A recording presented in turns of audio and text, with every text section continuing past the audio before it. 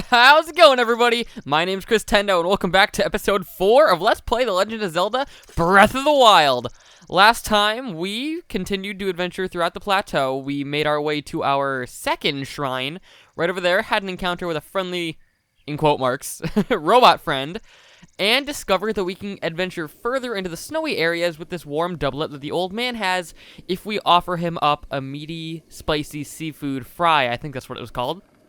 Today, after a failed attempt to cook the dish, we are actually going to go to the other area, the forest, check out maybe that's where the old man is right there, go get him some meat so we can cook up the food, give him the warm doublet, and perhaps take our first steps into the snowy biome of the Great Plateau.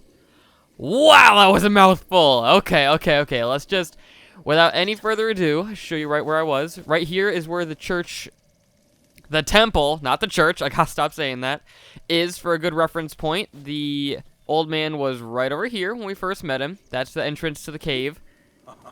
And, yeah, it's just a good reference point so you guys can see exactly where we need to go. Now, in the forest, there's going to be... It's going to be a little bit trickier. It's not like an open field where you can kind of see enemies and get the dive on them.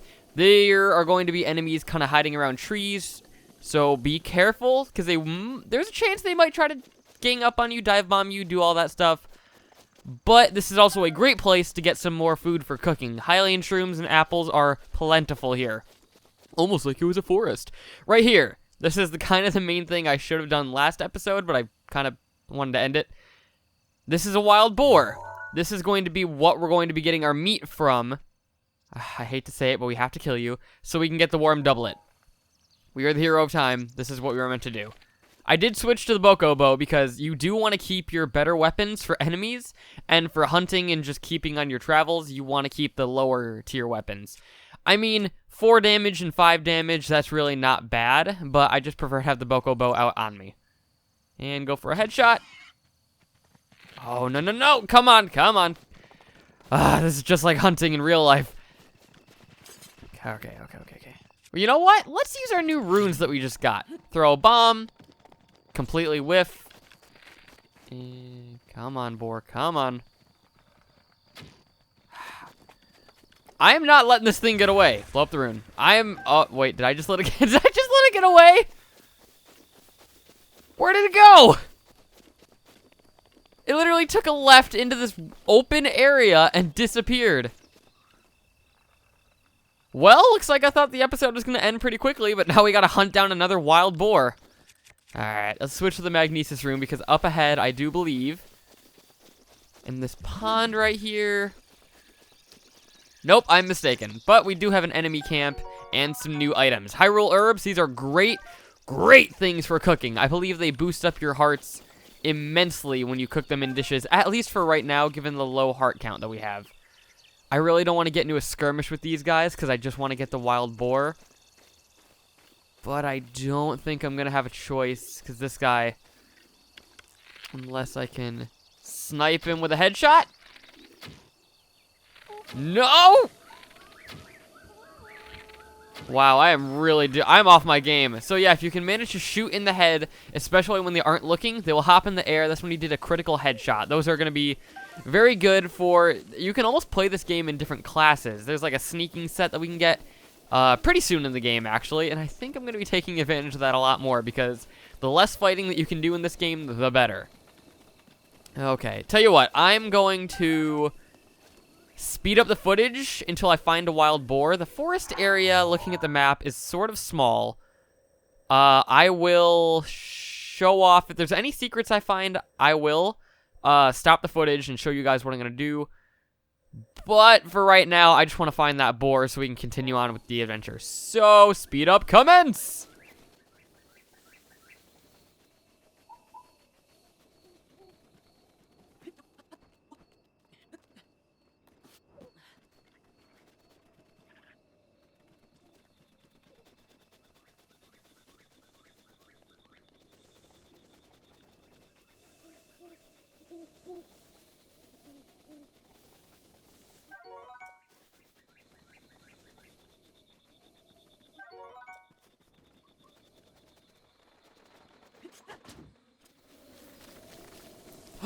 I found a boar. I found a couple boars. It's a boar party over here. Okay, so I am going to take a more explosive approach this time. Throw the bomb. Are you serious? Oh, I'm hunting you down. You're not getting away from me that easily. Okay, maybe you are. I'm not losing you again. I'm gonna call this episode Boar Hunt, because Jesus, this is what the entire episode is going to be. There you are. Oh my god, there's a whole pack of them here. Jeez. Did he just disappear? Are you serious? Oh, come on. Oh, dang it. I was hoping that enemy would actually hop on the boar. Oh, there's another one over there. Okay, these enemies are Keese. I think they have 1 hit point. They do like 1/4 of a damage. I'm not sure. I'll throw their stats on screen right now. Keese suck. Quick bio. You're going to run into them all over the place in different varieties, especially in a different, more aggressive form that we'll be seeing much later. But there's the Keese bio for you. They're a nuisance. Just like these damn elusive boars. Are you serious? Speed up again.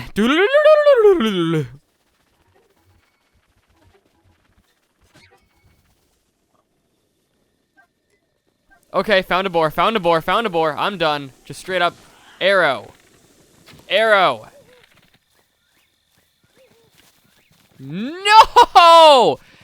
Come on!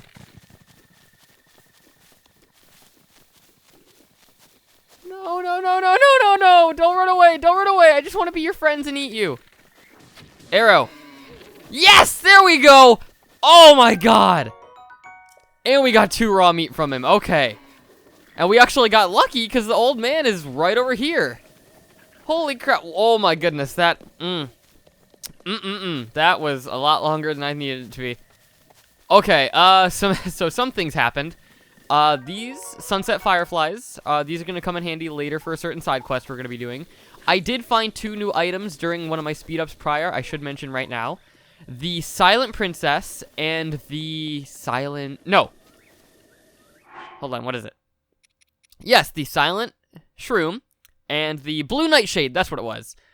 These are good for increasing our health in dishes, but also adding sneak boosts. Those are going to be very helpful here later on too.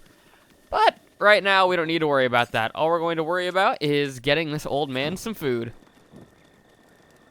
Okay, so what we're going to do is take one of these spicy peppers, our only Hyrule bass, and a raw meat, and we're going to throw them into this pot, pan thing. Walk. It's more like a walk. Spicy meat and seafood fry. Now, we're not going to give it to the old man just yet, I think. Talk to him, wake him up. Could you not see I was sleeping? What are you doing? If I can't hunt, what else is there to do but sleep? Sitting by a warm campfire is the best way to pass the time. Say, courageous one, are you hungry? If so, please feel free to use my cooking pot to whip up a quick snack. I kind of already did that.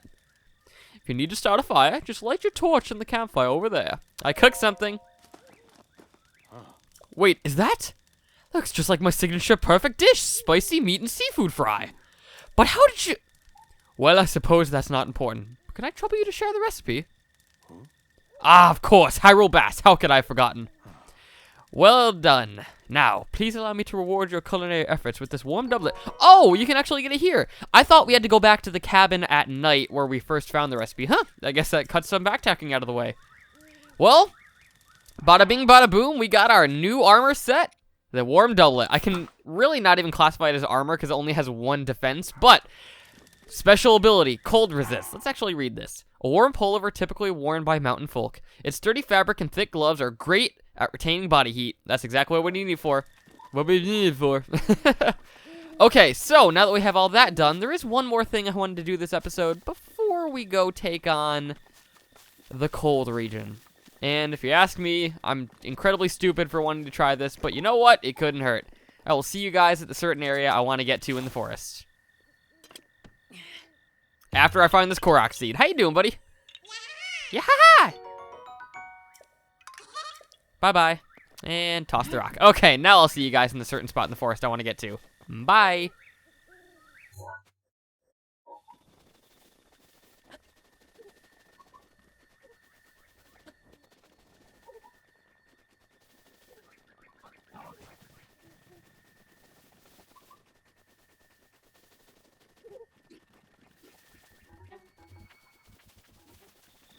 Okay, right down here in the forest, you can see this big open area with a bunch of rocks. Now, you might not think too much of it, but if memory serves me correctly, I'm gonna grab some of these mushrooms, pay this middle rock no mind. Yep, Roonies. We have the introduction of our first boss. Introducing the stone talus. Now, I am an idiot for trying to confront this guy right now, because he has nothing of use right at this moment in the game. Oh gosh, but I mean, they're still pretty good sources of the materials on screen right now. I believe it's rubies, mostly flint, amber. They change depending on the variant, but they are pretty beefy. They have a lot of health. I'm not going to bother fighting him, but they don't do that much damage. I'll throw the damage number and the health on screen. They're beefier, though. That's the thing. I probably already said that. The only way that you can hit them is after they get rid of their arms. You have to jump on their head when you actually have stamina and hit their weak point, the big little ore vein on the top of their head. That's how you are going to defeat these guys, and the only way you're going to defeat these guys. They are weak to bulkier weapons, such as hammers or even explosives. So if you have explosives or you got heavy weapons on your side, these guys should be no problem whatsoever. I'm actually going to try to take him out right now and say, you know what, why not? Locking on is key to take this guy out.